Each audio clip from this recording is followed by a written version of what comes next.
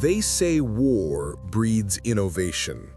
Sometimes that innovation becomes legendary. And sometimes it ends up as a strange footnote buried deep in the archives. This is one of those stories.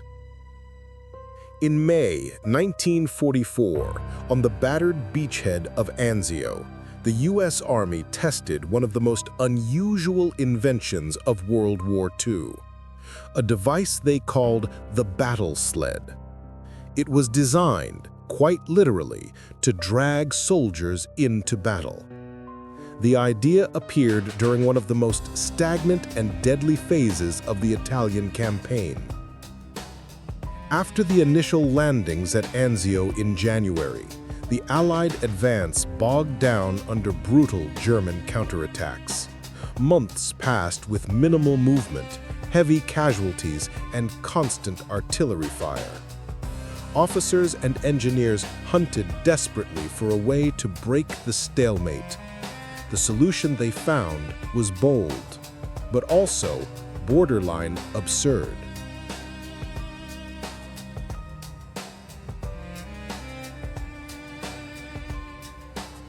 The battle sled was a long steel rig attached behind an M14 armored vehicle. 8 soldiers lay inside individual troughs, shallow metal bathtubs arranged in 2 neat rows. Each man had just enough room to lie flat, clutch his rifle, and hope the armor plate in front would stop whatever was coming. The goal? To pull an entire infantry squad across open killing fields under armor, deliver them close to German lines, and allow them to leap out and attack before the enemy could react. On paper, it made a kind of sense. On the battlefield, that was another matter. On May 6, 1944, high-ranking U.S. commanders arrived at Anzio to witness the test. Present were some of the most important leaders of the Italian campaign. General Mark W. Clark, commander of the Fifth Army. Brigadier General John W. Iron Mike O'Daniel. Major General Lucien K. Truscott, commander of 6th Corps.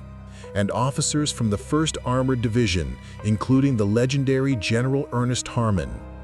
These were men who had seen every possible kind of battlefield innovation, but even they had never seen anything like this.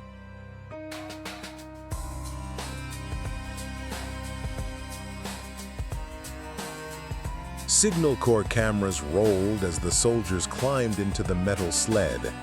One by one, they slid feet first into their troughs, rifles tucked against their chests, helmets pressed low. The M14 tank rumbled forward, the steel cable tightened, and suddenly the whole contraption jerked into motion.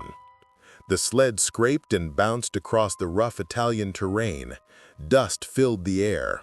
The tank pulled the 8 prone soldiers across the field in a long arc, accelerating over open ground where machine gun fire would normally cut down anyone standing upright. To the watching generals, it was an impressive, if unsettling, sight. When the tank came to a halt, the soldiers leapt out of the sled and charged forward in perfect textbook formation. From a distance, it almost looked like it worked. Almost. But a closer look revealed the flaws. The sled vibrated so violently across hard terrain that the men struggled to keep their grip. Anyone attempting to fire a weapon from inside would have found accuracy nearly impossible. And although the front armor protected them from direct fire, the sides and top were exposed. Mortar fragments, machine gun enfilade, or anti-tank fire could tear through the formation, and the tank dragging them was a perfect target. Still, the demonstration achieved what it needed to. It showed creativity, effort, and a willingness to innovate. Whether it was practical was a different question. General Truscott is said to have watched silently, arms crossed, as the dust settled. General Clark reportedly nodded with polite professionalism, the kind a commander gives when he knows an idea probably won't survive first contact with the enemy.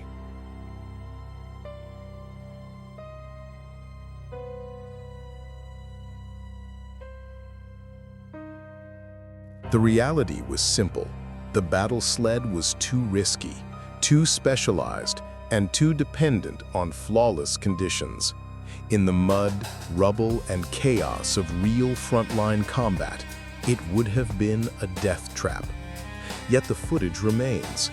Soldiers lying in steel cradles, dragged behind a tank in a desperate attempt to overcome static warfare. By the end of May, Allied forces broke out of Anzio the old-fashioned way. Infantry attacks, supported by armor, artillery, and sheer grinding determination.